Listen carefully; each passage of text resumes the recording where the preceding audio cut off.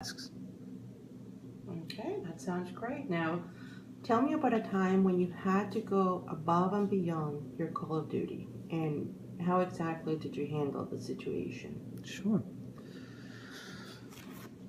Well, the one thing about being a manager, you work on a salary basis, so there is no overtime. So anything after 3:30 is pretty much voluntary. So we had a force main that broke that discharged about 1 million gallons of raw sewage into a residential area, into a park, a creek where the kids are playing and fishing and families are walking their dogs. One of the biggest issues that we had out there, outside of the obvious of having 1 million gallons of sewage, is the homeowners felt that there was poor communication. So in an effort to show goodwill and good faith, we decided to hold a town hall meeting to go over with customers and residents exactly what took place, what we're doing, what actions were taking place to, remedy the situation, mitigate all the damages, and how we were going to, we can't really reimburse the homeowners, but what we were going to do to compensate and, with their claims and just kind of make the situation better. So customers, most of these are families, they have jobs, they don't get home till, 5, 6, 7 o'clock. They have to take care of their kids. The only real time to be able to hold this type of a meeting was at 7 o'clock at night.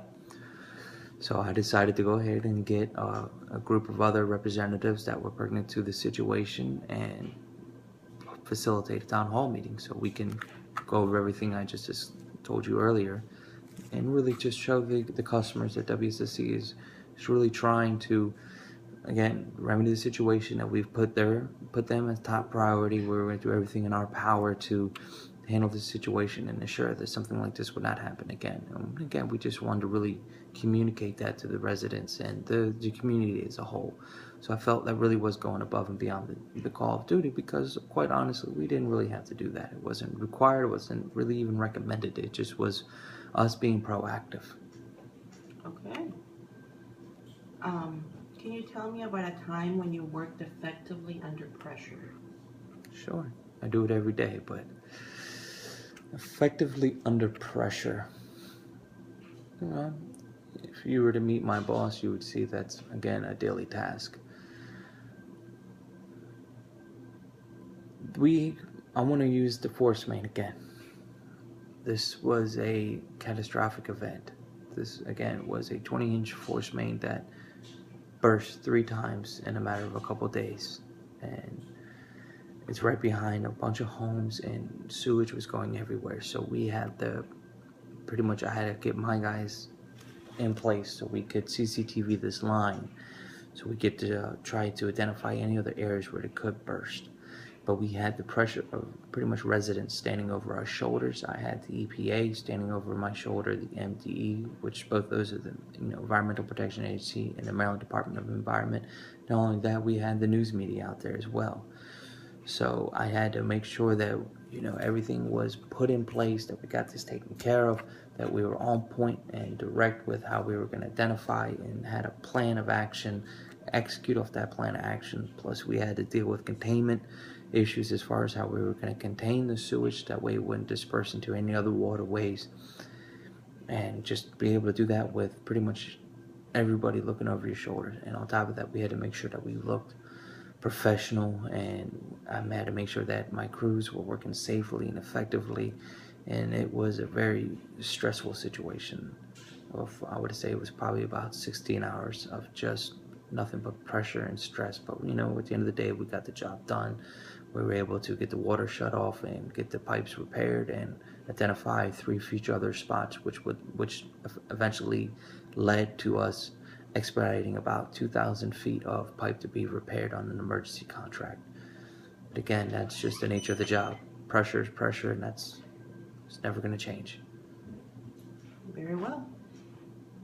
Can you give me an example of a time when you showed initiative? Sure. I try to show initiative every day with what I do. But I would have to say the time that I showed initiative is most recently, again, I want to use my fleet sourcing project team. We were really dancing around the topic on how we were going to unrail and design this fleet sourcing document. It was very important, and somebody really needed to step up and be a leader. There was no real leader. There was no project lead. It was just everybody, complaining, I would like to say, for the better part of these 4-hour meetings. So I felt that I really needed to show the initiative to be the leader, because I felt the only way we're really going to get anything accomplished. It was our duty to be able to take care of these stakeholders, because they needed the equipment that they needed to be able to do their jobs effectively. And somebody needed to show that initiative to step up and be that leader, so we can get this done. And I felt that I did, that I really stepped up, took initiative, started again facilitating these meetings, bringing everybody back to what our core mission is and what our deliverables should be, and also to remind everybody that we're not here to complain, that we are here to take care of these stakeholders, because it's the stakeholders that get the job done, and it's our responsibility to make sure they have what they need. Okay, Mr. Brown, is there anything else that you would like us to know about you? I would like to say that I am a very driven person. I really take initiative every day in what I do. My reason for doing what I do here at Wssc is we are public servants, and our responsibility and our job is to take care of our customers and give them the best quality service. That is not something that I just say. I truly believe in that, and I carry that mission with me wherever I go.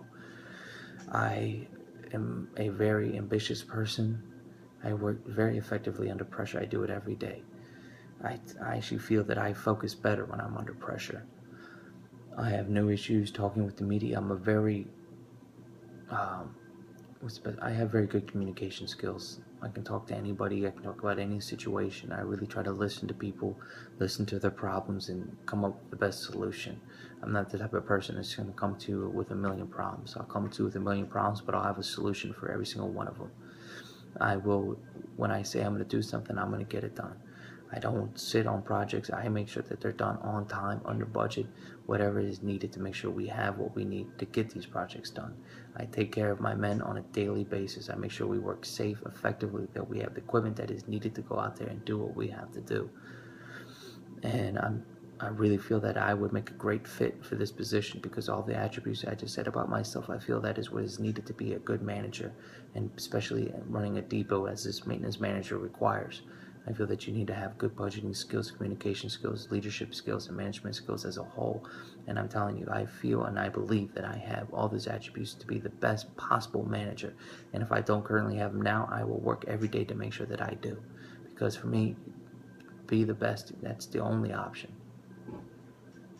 Very well, Mr. Brown. That was it. Those were the questions that we had for you. Is there anything that you would like to ask? No, ma'am, that is it. I just want to say I appreciate the time that you took out to interview me. I hope I am what you expect, and I hope to be working with you in the near future. Okay, well, we'll be in touch with you. And again, thank you very much. Thank you.